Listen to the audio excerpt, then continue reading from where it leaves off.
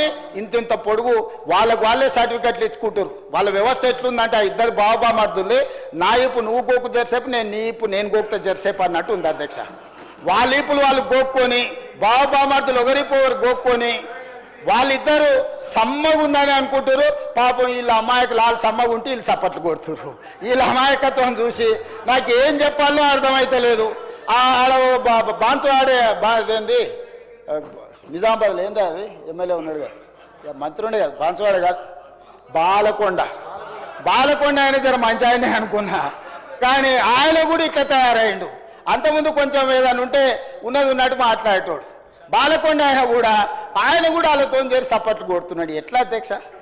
వాళ్ళ కుటుంబంకి కొంచెం గౌరవం ఉంది అధ్యక్ష జిల్లాలో. నాకు తెలుసు వాళ్ళ కుటుంబం గురించి. గౌరవప్రదమైన కుటుంబం నుంచి వచ్చిన మీరు కూడా ఇట్లా తయారైతే సమాజంలో మన కుటుంబాలకు ఉన్న గౌరవం కూడా పోతుంది. దయచేసి ఇట్లాంటి తప్పుడు విధానాలను ప్రోత్సహించకండి. రూమ్లోనన్నా తలుపు మూసి చెప్పురి. వాళ్ళు పిల్లలు కోతికి కొబ్బరి చిప్పి ఇస్తే నాకడానికి గీకడానికి సరిపోయిందంట. వాళ్ళ పరిస్థితి అట్లుంది. పెద్ద ఆయన్నే వస్తలేడు. తాను జడిన కోతి వనమల్ల చేడిచాయని పెద్దలు చెప్పారు. ఈ రెండు కోతులు కలిసి మొత్తం ఈ సభనంతా వనమల్ల చేసిన కథ తీసుకొస్తారు అధ్యక్ష. దయచేసి ఈ పద్ధతి వద్దు. ఈ పద్ధతిని మార్చాల్సిందిగా చెప్పుకుంటూ అదేవిధంగా అధ్యక్ష ఈరోజు నేను ఒకటే మాట చెప్పదలుచుకున్నాను. పొంగులేటి శ్రీనివాసరెడ్డి గారైనా రేవంత్ రెడ్డి గారి కుటుంబమైనా ఇందులో ఎవ్వరున్నా ఈరోజు సిబిసిఐడి ముందర మీరు ఆధారాలు పెట్టండి. అధికారులు అందరూ సభకు రాని చంద్రశేఖరరావు గారిని మొదట రాజీనామా పెట్టించండి. సిగ్గు లేకుంటే మాటలు మాట్లాడతారు. సిగ్గులేని మాటలు మాట్లాడితే నాకు కూడా చికాకు వస్తుంది అధ్యక్ష. సానానికి కూడా అద్దు ఉంటుంది. కోటి 10 లక్షల జీతం తీసుకొని సభకు రాకుండా ఇంట్లో ఉన్నాయననేమో రాజీనామా చేయడంట, జీతం వాపసు ఇయ్యడంట. రోజు 18 గంటలు చేసి 4.5 లక్షల ఇందిరమ్మ ఇండ్లు కట్టించి ఈరోజు లక్షలాది దళితుల గిరిజనులకు ఆదివాసీలకు ఇండ్లు ఇచ్చి వాళ్ళ ఇళ్లలో వాళ్ళ ఇండ్లలో వెలుగు వాళ్ళ కళ్ళల్లో ఆనందం చూసే పొంగులేటి శ్రీనివాసరెడ్డి రాజీనామా చేయాలంట. సిగ్గుండాలి మాట్లాడడానికన్నా కొంచెమన్నా. అంటే మీరు చెప్పింది తినకపోతే మంత్రి రాజీనామా చేయాలనా? మీ తాతలు దిగొచ్చినా జరగదు. మీరు అనుకుంటారో మీరేదో అరుస్తే గోల పెడితే వింటారని.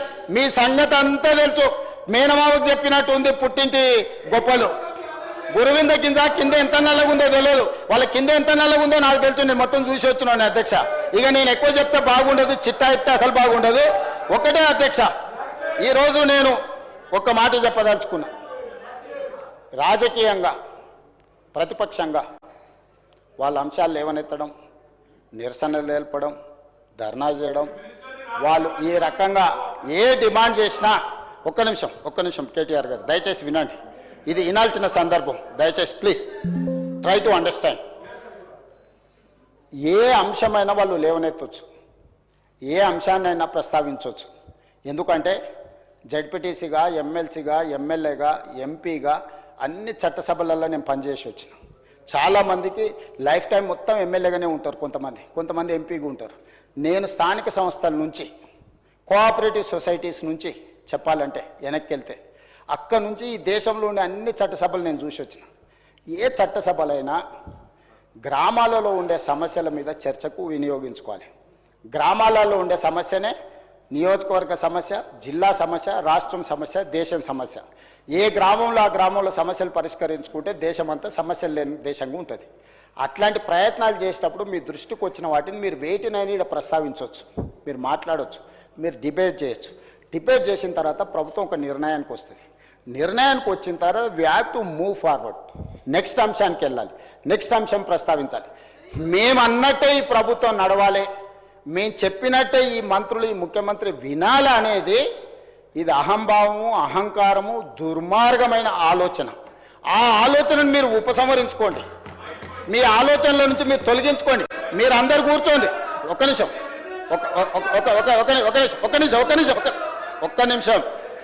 స్పీకర్ సార్ దయచేసి. ఇప్పుడు తల్లిదండ్రులు, వయసు మీద పడిన తల్లిదండ్రులకు సంబంధించిన చర్చ జరుగుతుంది వాళ్ళ రక్షణ కోసం. ఖచ్చితంగా ప్రతిపక్షానికి మైక్ ఇవ్వండి. ఎంతసేపు మాట్లాడతారో మాట్లాడమనుంది. ముగిసిపోయిన అధ్యాయాన్ని తిరిగి మళ్ళీ తెరవండి అని అంటే తమరు అనుమతిస్తే తెరవచ్చు, నాకేం అభ్యంతరం లేదు. ఈ సభ మీది. ఈ సభలో ఉన్న ప్రతి సభ్యుడి హక్కులను కాపాడే బాధ్యత మీది. వాళ్ళతో పాటు నేనైనా, కడియం శ్రీహరి గారైనా, ఇక్కడున్న బట్టి గారైనా ఈ సభలో సభ్యులం. అందరి సభ్యులకు ఒకే రకమైన హక్కులు ఉన్నాయి. ఆ రకమైన హక్కులను కాపాడాల్సిన బాధ్యత తమరిది. ఒకవేళ నిజంగానే ప్రతిపక్షం చేసిన డిమాండ్ను ఒకవేళ అది రీజనబుల్ అని తమరు భావిస్తే, తమరు అంశాన్ని తిరిగి చర్చకు చేపడితే మాకు ఎలాంటి అభ్యంతరం లేదు.